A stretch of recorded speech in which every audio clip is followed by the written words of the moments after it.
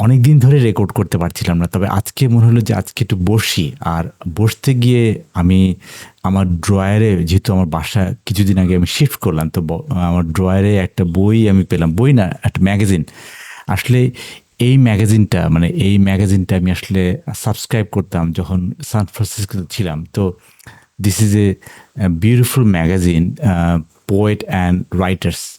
I am not a poet but I seem to be a writer. So এই ধরনের ম্যাগাজিনগুলো কিন্তু আসলে একটা লেভেলে আমাকে অনেকটুকু হেল্প করেছে। তবে এটা ঠিক যে আমি এই বইটা আম মানে আমি এই বইটা লেখার জন্য বিশেষ করে এই বইটা আমি যখন লিখলাম তখন কিন্তু একটা জিনিস আমার কাছে মনে হয়েছে যে মানুষ আসলে কিভাবে চিন্তা করে বা একটা দেশ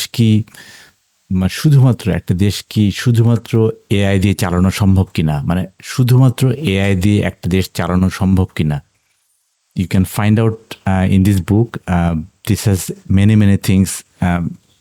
যে আসলে একটা দেশকে এআই দিয়ে চালানো সম্ভব কিনা, বিশেষ করে বাংলাদেশ, যেখানে আমাদের এআই শুধু না, আমাদের কানেক্টিভিটি নিয়েও আমাদের সমস্যা আছে। So you could find out, এবং এটা রকমারিতে 3টা র্যান্ডম চ্যাপ্টার দেওয়া আছে। 3টা র্যান্ডম চ্যাপ্টার পড়ে কিন্তু আপনি বুঝতে পারবেন যে আসলেই বাংলাদেশ কি এআই দিয়ে চালানো সম্ভব কিনা।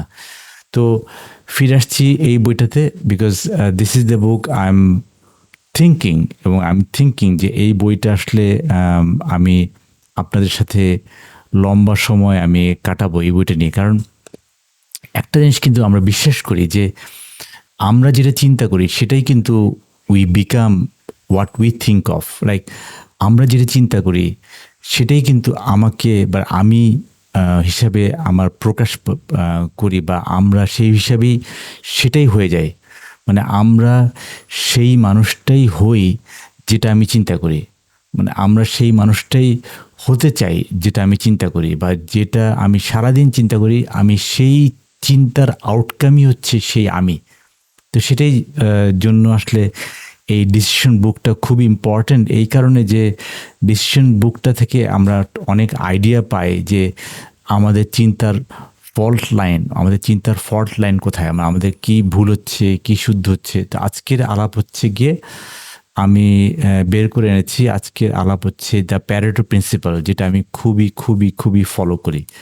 প্যারেটো প্রিন্সিপাল, এটা আমি খুবই ফলো করি, এই প্যারেটো প্রিন্সিপালের গল্পটা। তো প্যারেটো প্রিন্সিপালের গল্পটা হচ্ছে এটাই যে আসলে আমাদের লাইফের 20% এফোর্টে 80% কাজ করা সম্ভব।